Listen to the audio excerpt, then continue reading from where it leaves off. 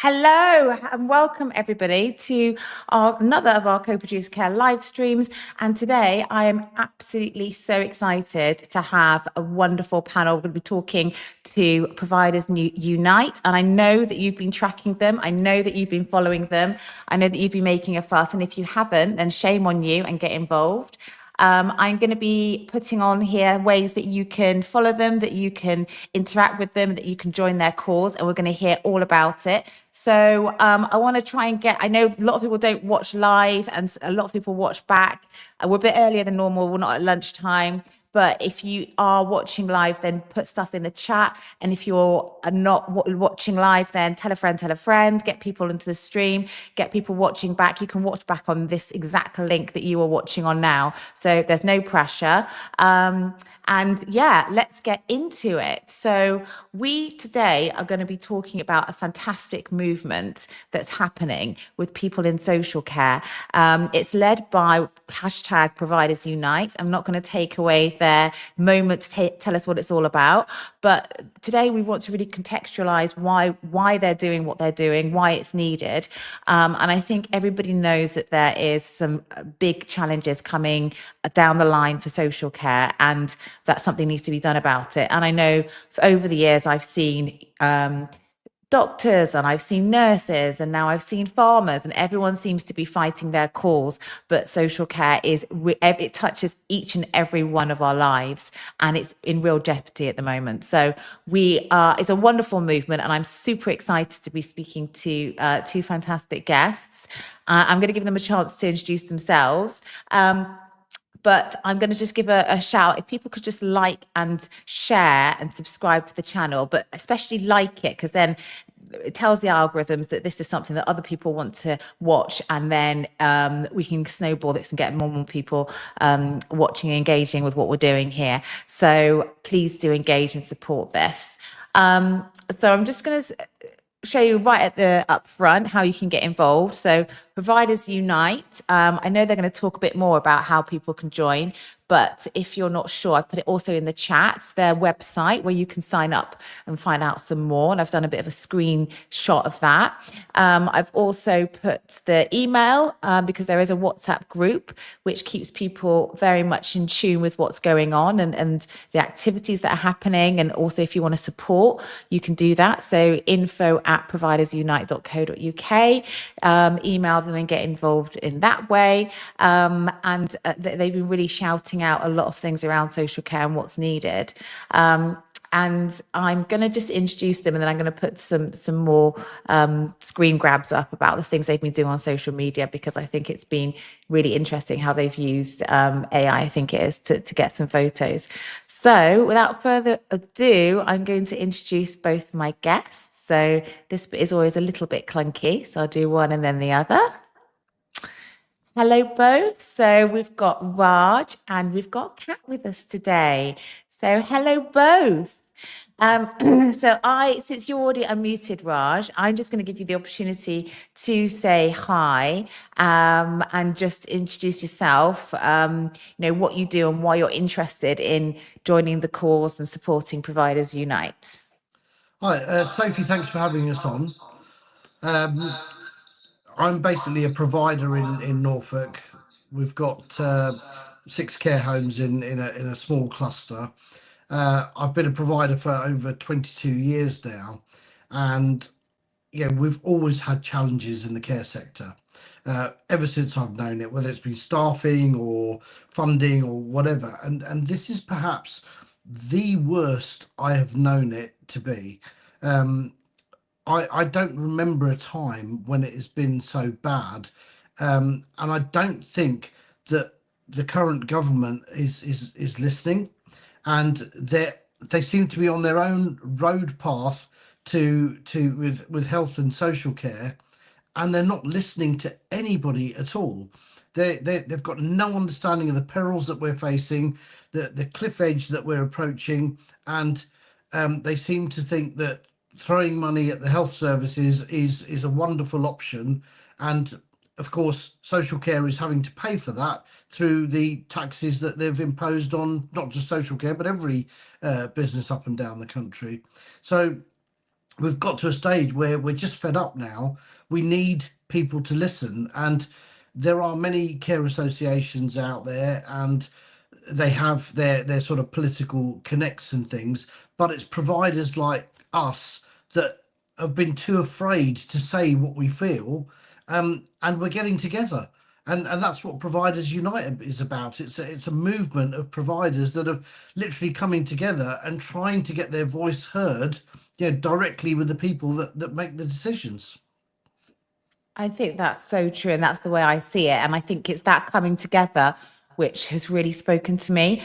I mean, it's an absolute movement because I've always, I've been in care all my life, working in care all my life. And it's always frustrated me. I remember being as a teenager and in my early 20s and thinking, this sector does so much. And yet, you speak to anyone, no one really knows what we do. They think it's all about older people, or they think they don't really understand the sector at all. And it used to really frustrate me, which is why I ended up doing this YouTube channel, just to get more voices out there. But even as a provider, sometimes you see people in their own little silos, as if we need to compete or something, which isn't unnecessary. But this is the one thing that I've seen loads of people just come together, and I just absolutely love that. And I want to put did I put it in the thing? I don't know if it came on, but there's a few. I'm gonna put this one up. So Kat, which I'm going to speak to you in a second, is amazing on LinkedIn. Do definitely follow her, and I'll put her details down below. But basically, you can talk to us about how you do these images. But I thought this was a really interesting one, and you talked about politics, Raj, and actually this kind of saying that it's not. You've got a chessboard and you've got all of these beds and you've got all these, presumably they're politicians or decision makers, policy makers around it. And what I imagine the image is trying to say, and it says that it's not a game, it's lives, it's about people. It's not something you can just push around. And a lot of talk has been had around the social care issue having been pushed around from one political party to another political party and nothing actually being done. And so I thought this was really, really powerful. But coming back to you now, Kat, can you just introduce yourself and also talk about what makes you so passionate about getting people together and starting Providers Unite? Yeah, absolutely. Thanks so much, Sophie, for inviting me on and breaking me in. Like, this is my first sort of live stream. So well done, you're doing fab. And I've got my wonderful Raj here to rein me in, just in case I start going off on a tangent. So it's brilliant. I love this setup. So really, really excited to be here. So I'm based down in Torbay, Devon, near the seaside. Not so nice today with the storms. And my journey in care, I had quite a difficult upbringing, quite a challenged childhood. And I actually applied for a job as a tea girl in a care home when I was 14. And I didn't get the job, and then I got the job because of my age. It's really difficult to employ people, as we all know, under a certain age in the care sector. But I did. So I started off 14 as a tea girl. I used to run around answering the call bells, which you can imagine. The care staff used to love that. Kat, run off and answer the call bell and come and tell us what they want after, and we'll decide who's going to go and answer, that call in. So it worked really well. And I was speaking to somebody the other day, we're talking about the pressure on the care sector as a whole. And when I first started in the sector as 14, I can remember carers being sat in the lounges with all the clients in the care homes, reading books. Like, half the day was just chatting, knitting, pop into the shops, you know, those sort of things. And I know care homes work really, really hard to carry on with all that social activity, but the reality of any carer getting a lunch break, let alone the opportunity to sit down and read a book, you know, the pressure on the sector has evolved so much now, and you know, we're having to hire people in to fill those roles because the frontline don't have that time to sit and engage with the clients like we once used to, which I think again is really, really sad and highlights the pressures and the responsibilities in the care sector, especially the care homes as a whole. So my journey started at 14 care homes. I used to work in a couple of care homes, and I actually started doing my MVQs when I was underage. So I used to take all the questions off the girls that were doing theirs, complete all the coursework, and then when I hit my 18th birthday, I approach the assessor and I give them my completed level 2, level 3 and level 4 all in one go, because the last 3 years I've been working on them behind the scenes. So I managed to, one after another, get accredited in that. And I went on to be acting manager at 19 of a care home. And then at 21, CQC was really, really respectful of the fact that I was underage to register, and they allowed me to be acting manager because they could see the sort of my passion in the sector and how I'd brought the care home up to outstanding. And 21, I registered as the youngest registered manager in England, which again was one of my biggest achievements. I know, and I love that. And then I went on to set up Baycare, which is my sort of full-time baby now. So we do community care, urgent care, lots of hospital discharge, NHS contracts. So I employ around about 360 staff. We do about 9,000 hours a week. And I just love the sector. The sector saved me.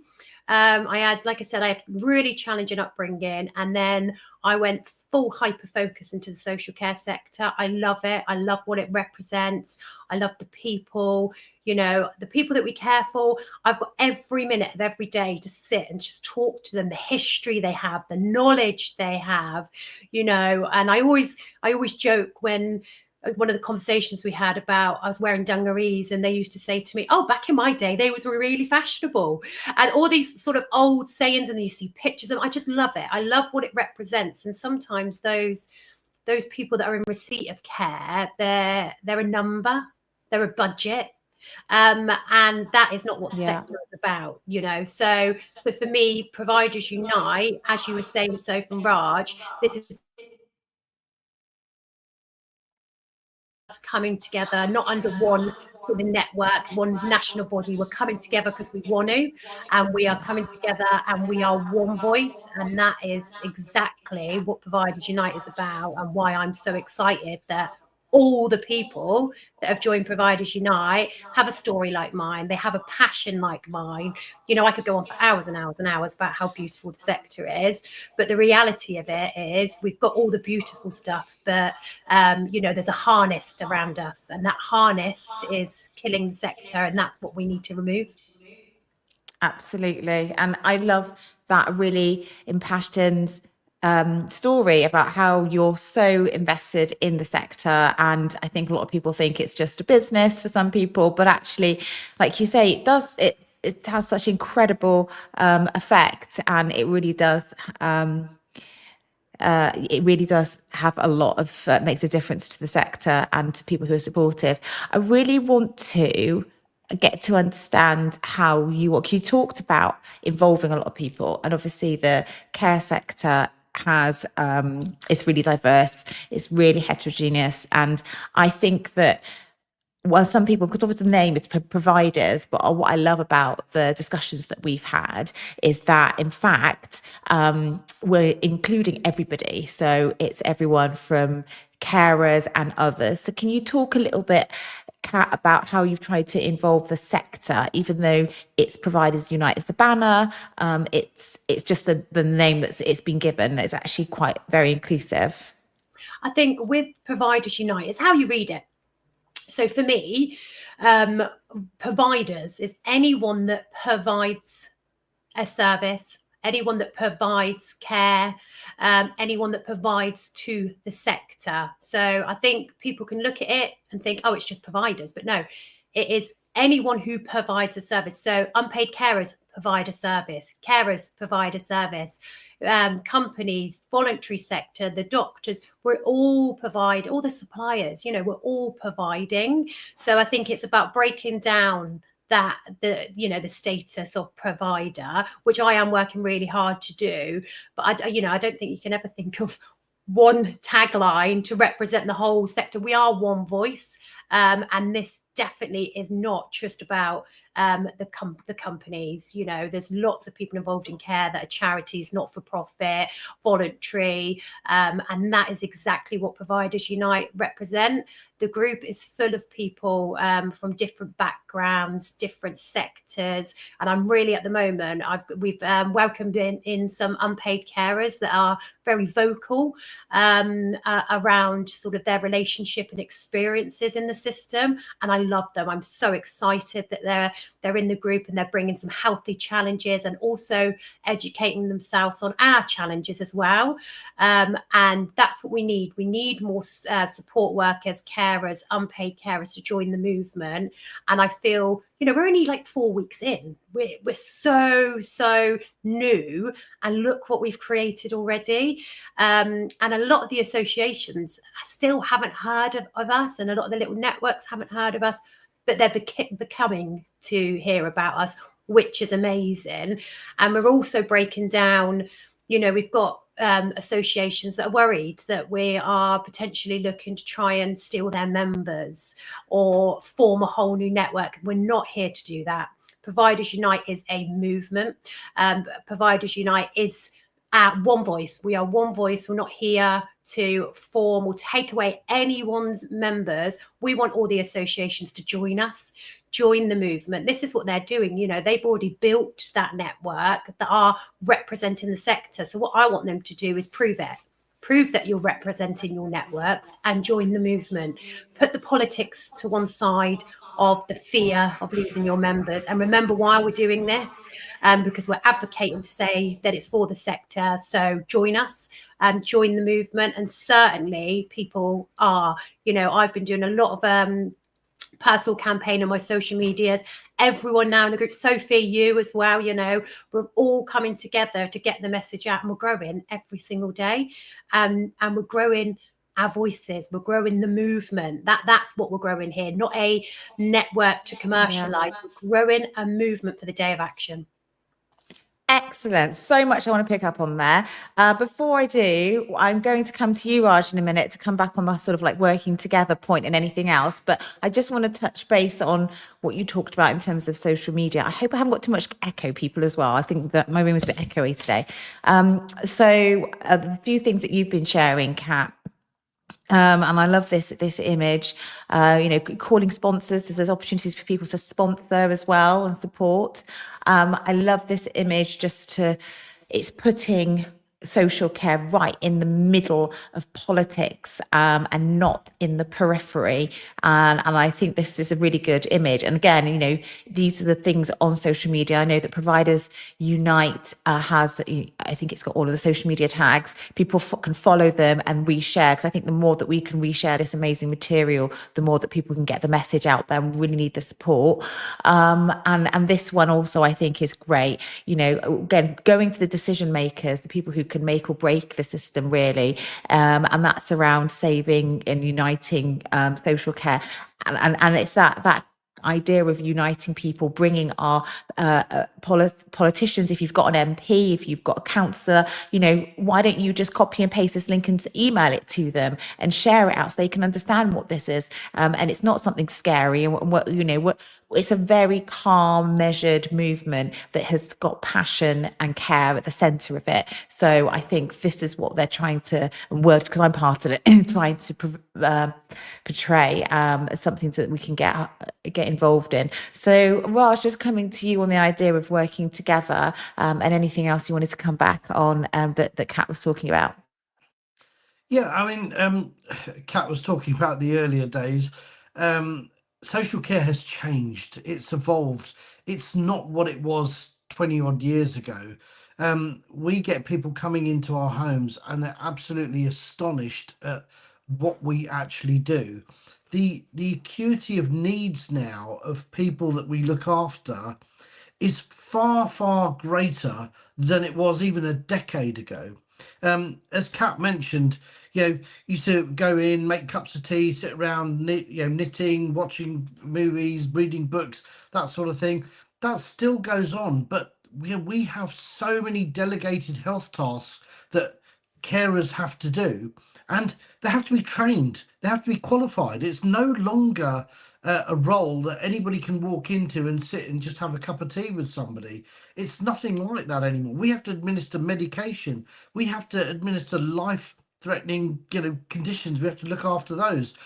People require so much more care now.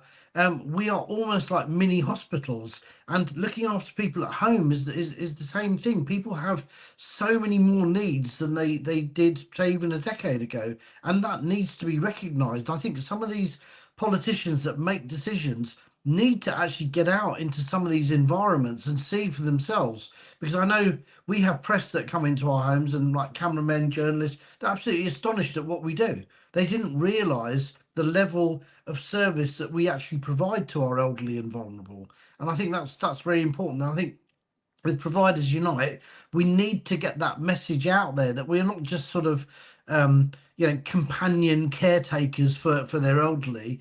We actually make life and death decisions.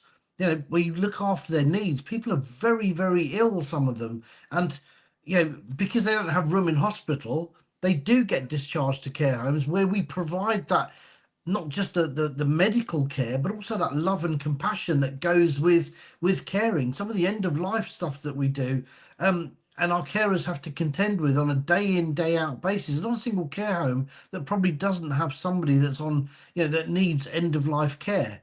And this is quite traumatic having to deal with that, and I don't think people realise what we have to do. Yeah, I think that's really, really powerful, Raj. And also, thinking about where we are now, obviously we're trying as care providers to give the best quality care that we can provide, but it's going to get harder. And I think that's the struggle. We're trying to preempt the difficulties that are coming down the line and trying to prevent them from happening. I mean, we are in the business of prevention, and supporting people and trying to make sure that they get the support that they need. So if we see something like, potentially not being able to provide a service because of the extra burdens that are being put on us, and not being able to give what we want to in terms of support for staff, and if that in turn is affecting quality, that's the kind of thing that we're trying to avoid. And then going back to the idea of how things used to be, just a comment on someone watching on LinkedIn saying that, it's so true, Kat. Care is so fulfilling and satisfying. So many times I feel so privileged to be spending time with the elderly, hearing their beautiful stories of back in the days. And that is true, I think. And I know this is one thing that Providers Unite is going to work towards, is getting those stories out there of the impact that care has. And I think that's so important. And I want to come in just staying with the idea of inclusivity and trying to get as many people join the movement that's about social care, and talking about the other people that you're including. Just going back to the idea of the quality of care and the need to sustain that. We had another live stream and we were talking about how we're worried about the quality of care dipping because of the extra pressures, and that's the kind of thing that we want to get back to doing a really good job, and continue doing a good job, and for standards not to slip. And one of the things that you highlighted, Kat, was the idea about carers as well. We did a live stream with a carer, and it was extraordinary the type of sacrifices she was having to make for her family, and having to re-identify herself from being a working woman who went out every day and earned a living, to then having to stop working and give up her job because her husband had needs, and also then her daughter developed needs, and there wasn't the support there that to support her and support them. So she had to end up doing the things and re-identify herself as a carer, and it's a real personal shift that has to happen, and it's a beautiful thing to be able to give care, but it's a real sacrifice, and more people are going to find themselves in that arena if the care services aren't there to support them, because they've not been able to withstand all the changes that are coming through. So I think that's important that you're working with carers to get those stories out, because I don't think a lot of people realise what it's like, and you don't know it until you're in it, kind of thing. So I wanted to go back to who else you're involving. I went off on a tangent then, Kat, and I lost my train of thought. I love it. I was just going to say, so just based on that with the carers as well, I think, I'm in community care now as well.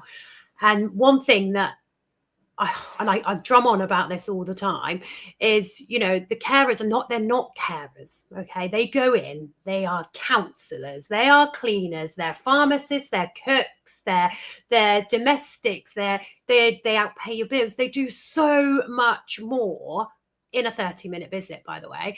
And I would love for a politician to come out on one of my care runs with my staff to actually see what they go through in a shift, how fast paced it is, the diversity of it, each care call they have to go on, the managing of also their next of kins, their advocates, the paperwork, the MAR charts, all of this pressure.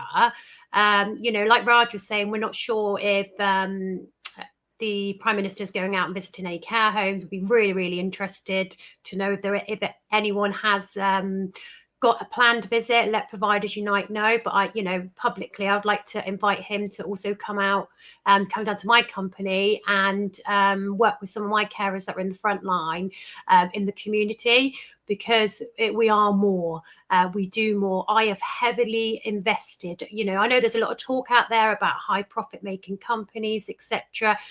I pump back so much into my company. The investment is on training, it is on quality, making standards better for staff.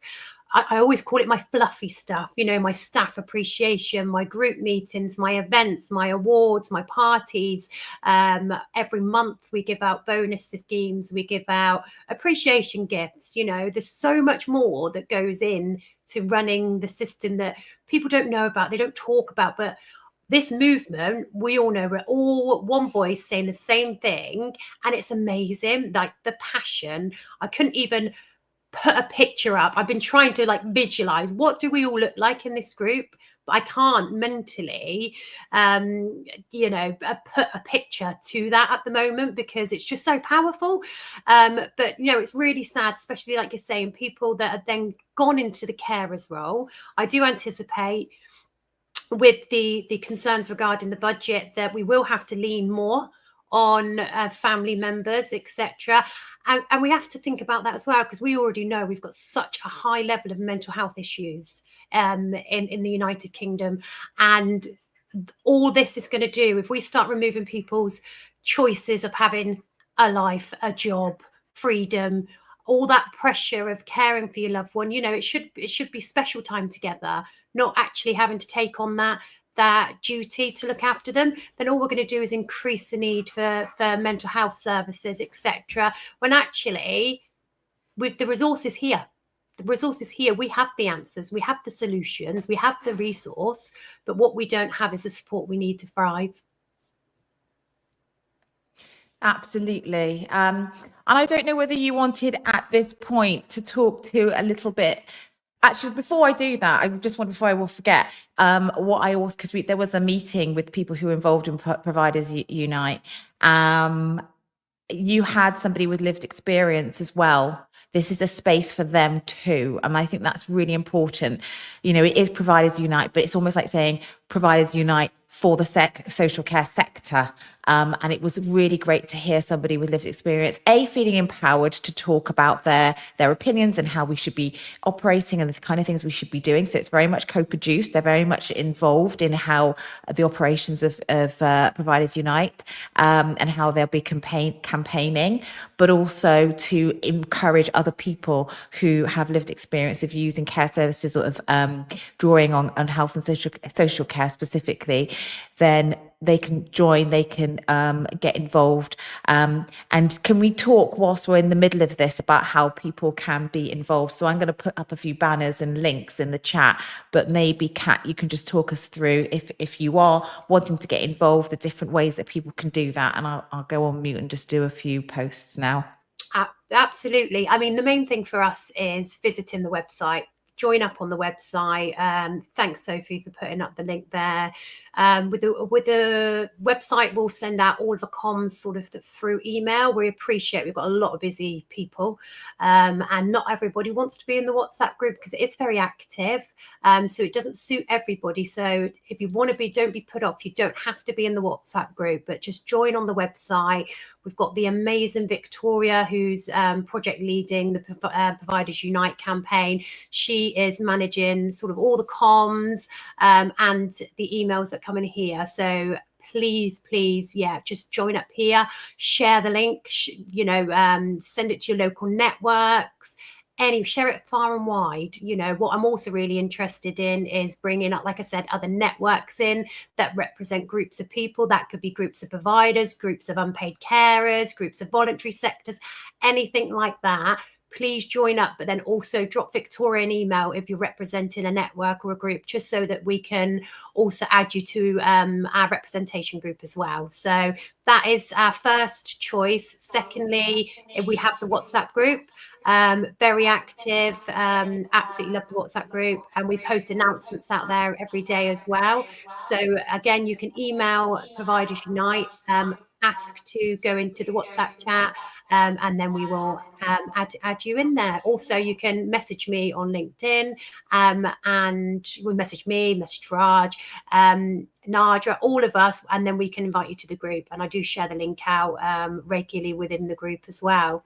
So, and Providers Unite have their own social media pages, so please follow them because they're wonderful. Nikki's posting out stuff and information all the time. We've currently got a live form out at the moment that we need feedback. So following on for that meeting we had the other day, Sophie, we've got some questions that we want answered really, and we want people to decide on the best day for the day of action. So we need to conclude on that form by Friday.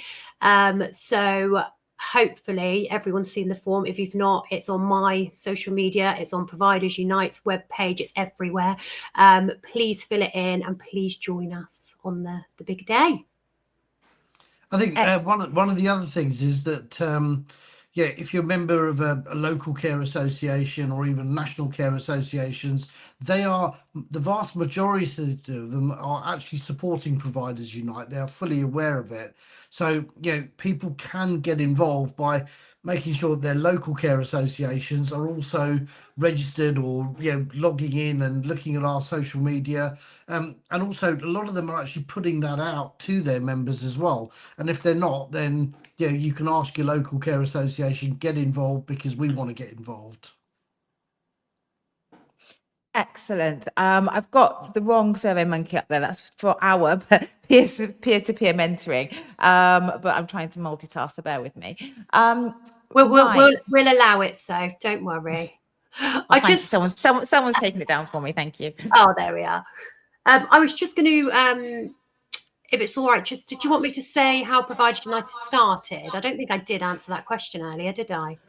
I'd love you to say how Providers Unite started, and I'm going to spotlight you, like I discussed earlier. So I'm still in the background, but I think that's a really good thing to get into, how it started. So yes, if you go. Yes, far away. So initially, I set up the petition to exempt national insurance from the care sector, and the petition went crazy really quickly. There was such an appetite for people to support the cause, which was amazing. So I was sort of navigating and arranging that down in Little Torbay, where I am. And then we've got Nadra from the National Care Association. I'm sure everybody knows Nadra because she's amazing and she is a force in the sector. Her and Victoria seen there was such an appetite, and they really wanted to sort of support the movement without it being sort of an NCA thing. They decided to bring people together and really push for that movement to thrive. And then I sort of piggybacked on with them, really, because what I was doing, what Nadia and Victoria was doing, and also the NCA board have been very active. Raj, this is how I met my wonderful Raj. He was sharing a lot of my posts, and he was very involved, I think, in the Norfolk Care Association.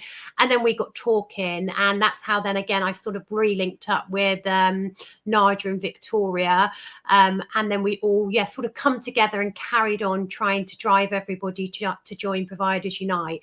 And this is going to sound terrible, but it's been, I love it, by the way. I absolutely, Providers Unite and what it's become is just amazing. But it's been so easy to bring people to the movement. You know, Nadia, she joked to me, she said to me, Kat, you get me 1,000 people and we'll look at the day of action. And for me, I was like, right, that's it, game on. I'm taking that challenge. I'm going to show Nadia I can do this. And we did. And but it was so easy because everybody's so passionate. Everyone's had enough and want to be heard. And you know, we're exceeding those numbers now, and Providers Unite, we're evolving, and I'm so excited to see where that goes. You know, we're trying to bring the change to the care sector, and that is our passion, that's our mission. You know, and Nadia and National Care Association have just been a massive support. They funded all the setup of the website, they're funding the admin, they have been driving the cause with everyone, really. So yeah, I think, Raj, if I missed anything, I think that's pretty much.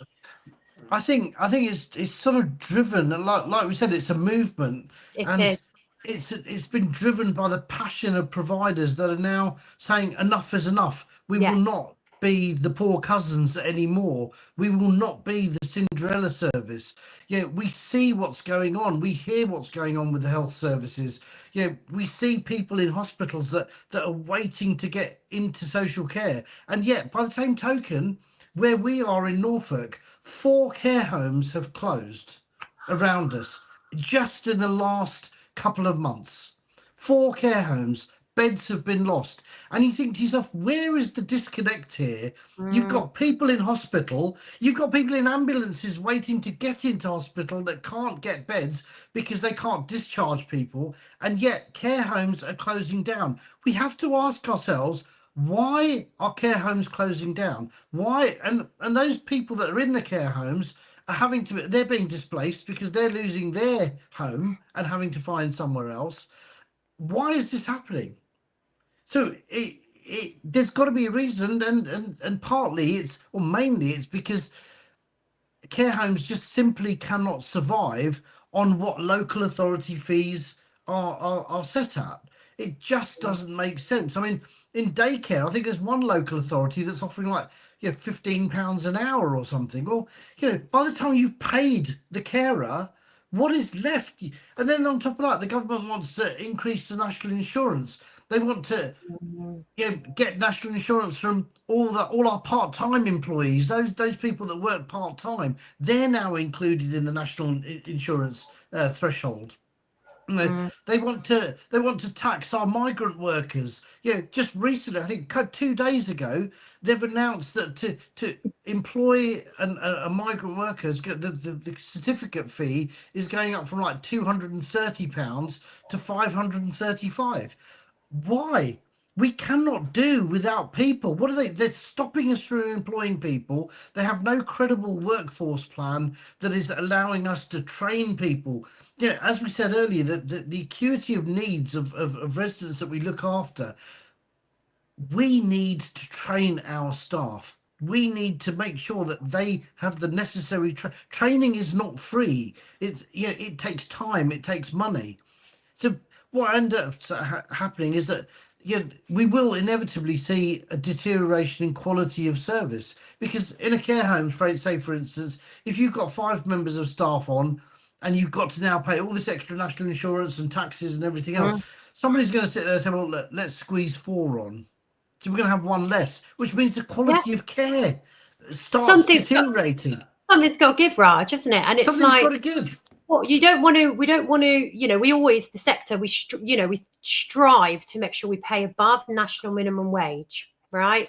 But with all these added costs, what can we sacrifice without it affecting the front line?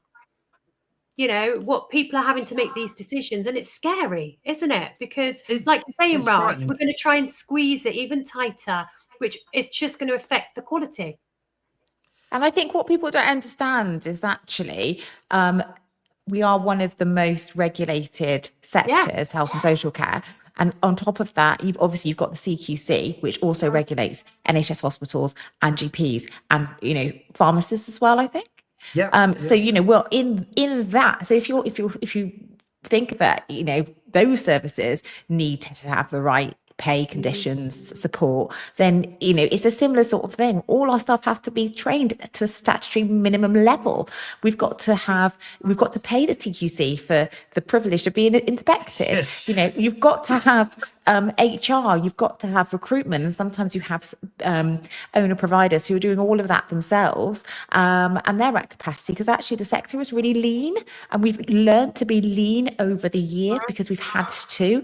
A lot of businesses that are larger, who maybe they are private equity funded or they've got a certain different structure to the majority of social care businesses, they can cut the social care part of their conglomerate just out. So if it becomes too much for them, they'll just say, well, I'll cut that because our main business is, you know, construction or something different.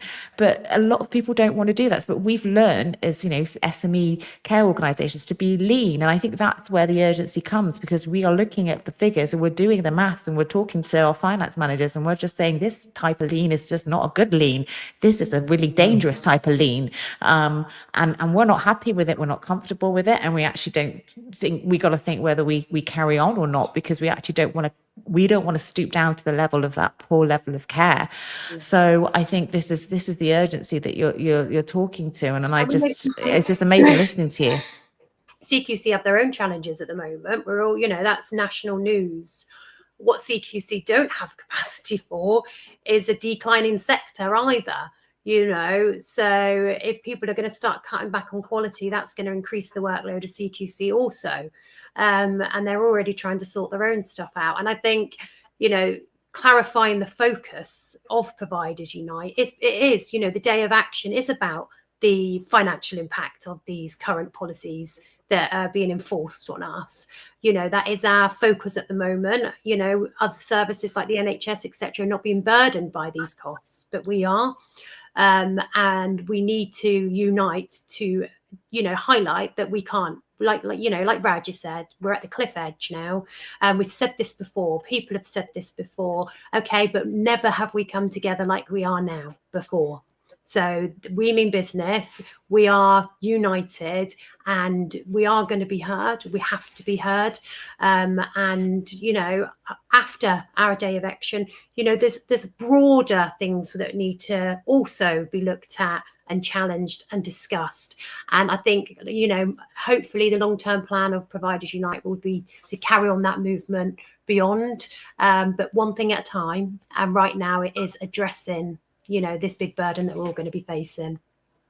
Excellent.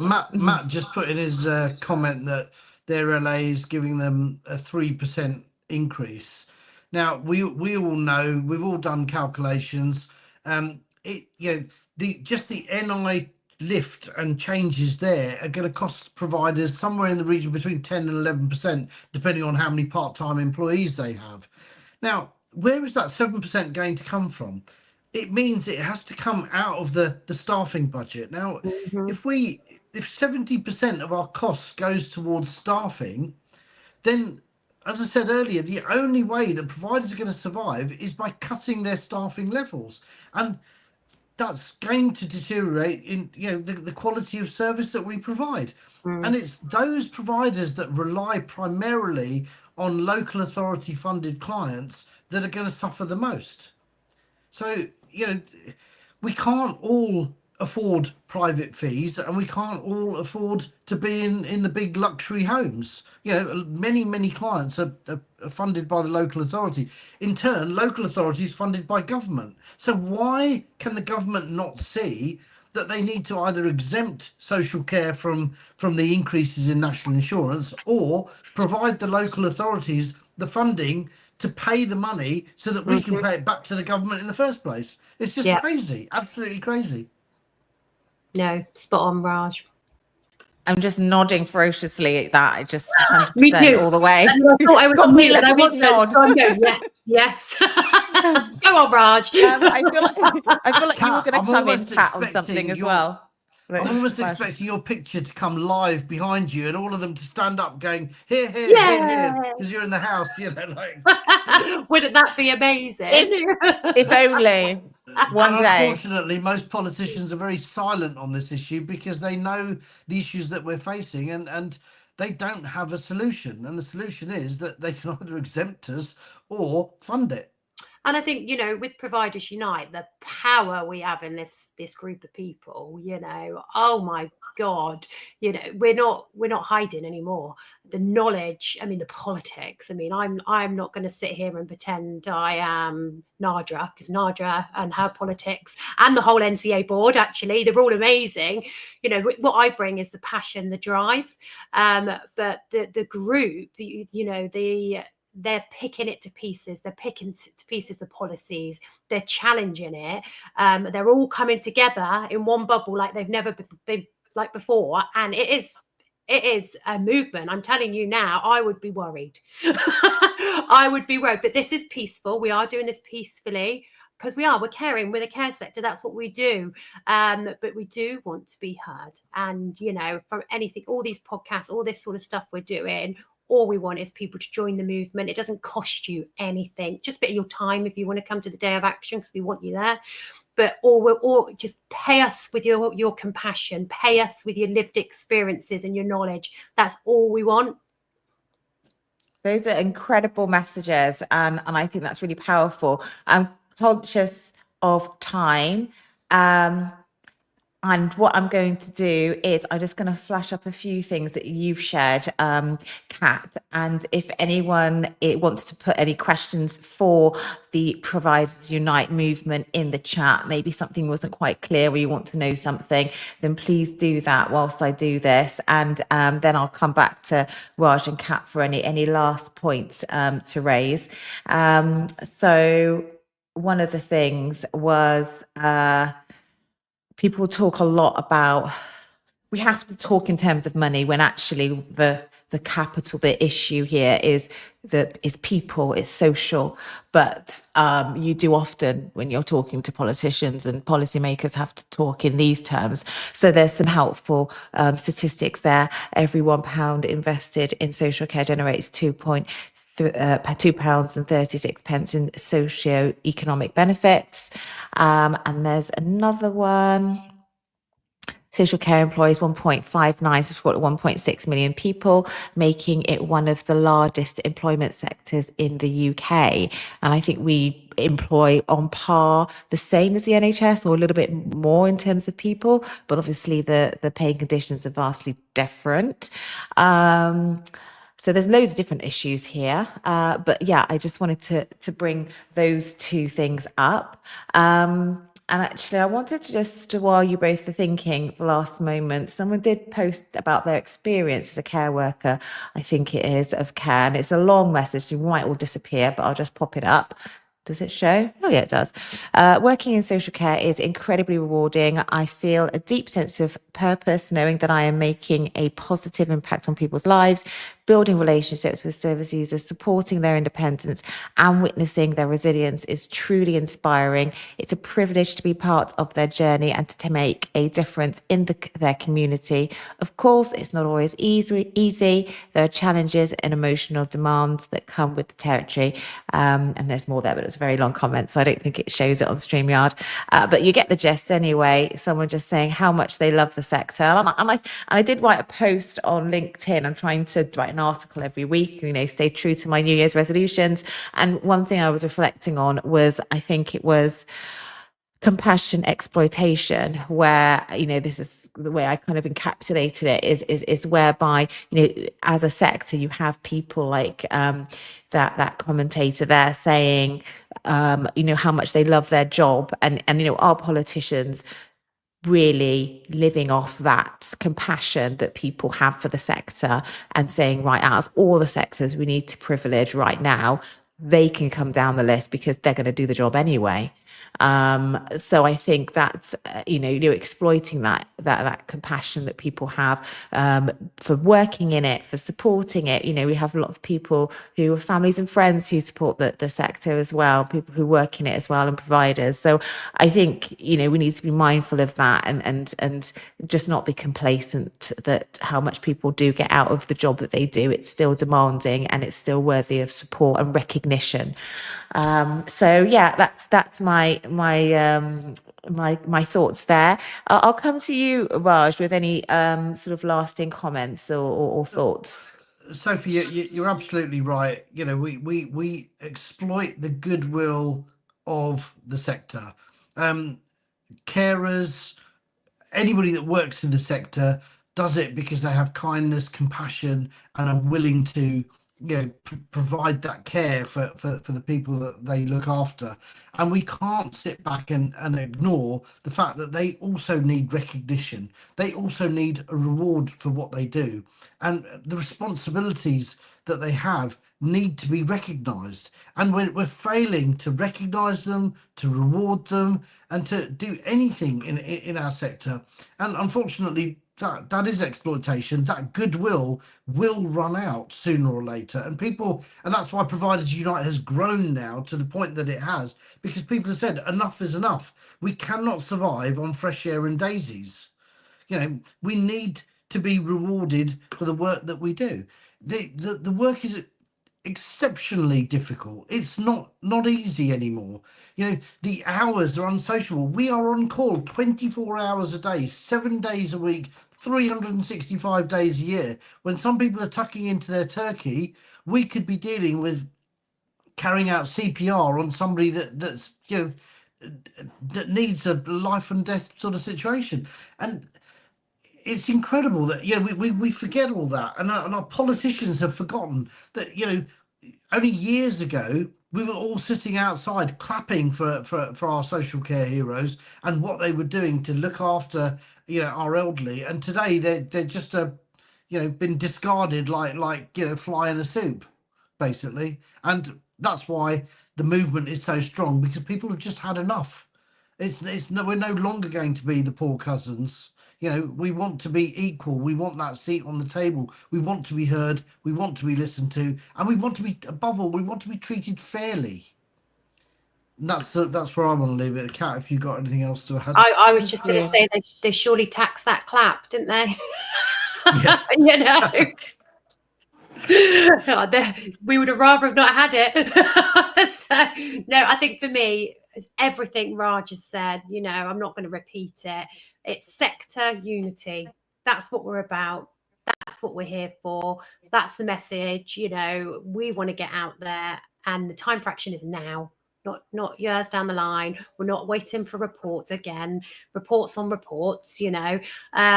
It's now, and we just really want people to join us. There's no massive commitments, and if you're passionate about the care sector, social care, any part of the social care sector, just join us. We are such lovely people, and yeah, now is the time, and we do need you, and we are growing so fast. But every single person that joins just gets us closer to being heard.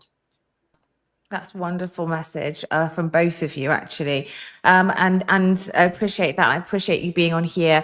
I know this is the start of more appearances on other podcasts. I need to give a shout out to Mark Tops and Adam Purnell's The Caring View podcast that they have on YouTube. And I think they probably have like a listen to podcast. I don't listen to podcasts, so I'm not very attuned with it, but I know they have a live stream like what we are doing here as well. And I know that Providers Unite are going to be connecting and have a plan to do a lot of content on there as well. So if you subscribe to their channel as well as subscribing to us as well, because we've got content too.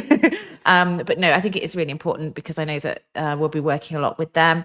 And also I've mentioned about the sign up on the website, and there's a lot of teasers about what you're going to be doing. And I think if people want to find out more, then they just need to get in contact. The website is there, email also, and get involved, because that's the best way you're going to find. It's a fast moving, like Kat was saying, they've had a lot of support in a very short period of time.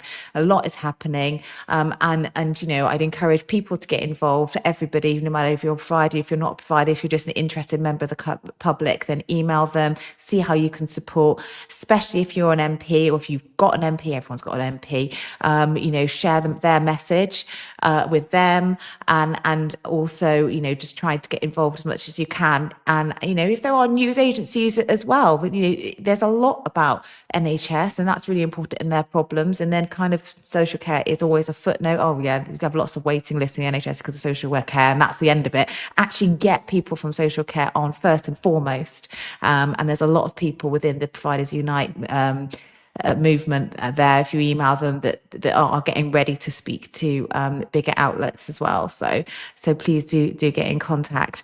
But I've really enjoyed speaking to both of you. I'm really looking forward to what happens next, and we're in full support. And thank you very much for coming on, and good luck with everything going forward. Thanks for having us. Thanks for being with me, Raj. You did great, Kat. You did amazing. Oh, thanks, guys. But no, I'm nicknamed a Wildcat. Yes. Take care, everyone. Bye. Taking people in and out of the stream is really awkward.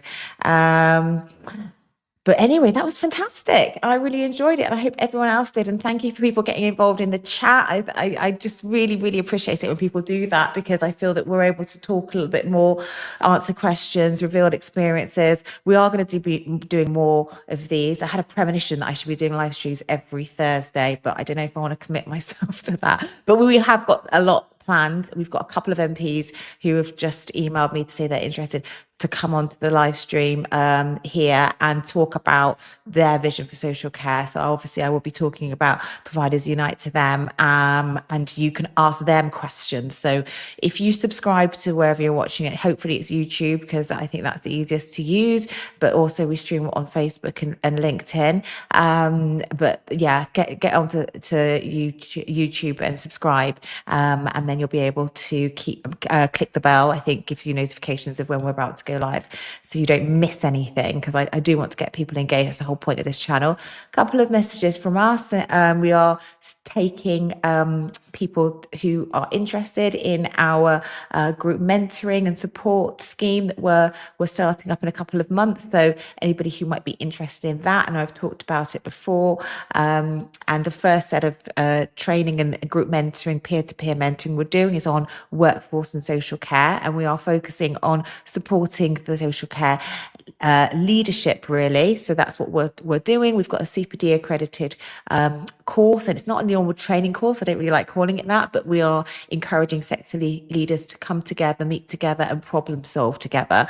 And the focus is going to be on workforce, and within that, within each session, we're going to have a expert. So employment, we've got an employment lawyer coming on for one. We have an HR expert who's coming on for another of the sessions. But you can find out more if you subscribe, if you email us at hi@co-produce-care, and you can find out more. I will put our email there at the bottom. So yeah, please do get in touch. I think it's in the comments as well. You can find out more. And we in the chat as well, I've put in a link to sign up for the apply to be on the programme.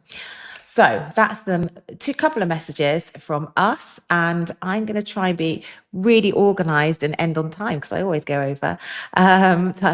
But thank you everyone for tuning in, and very much, crazy start to January. We've done a lot of live streams, and what we weren't expecting to do so many, but had a lot to talk about. The sector is really buzzing at the moment, trying to get more traction, trying to get people to understand what we're going through, and everything that we've mentioned today is very much an issue that people need to take stock bulk of. So yes, please do carry on engaging with us. And of course, this has mainly been about Providers Unite, which I'm very excited for.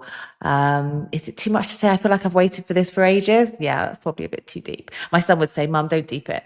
But yeah, I'm very excited about it. And I hope that you guys are as well after listening to them. The passion is there. It's really, really there.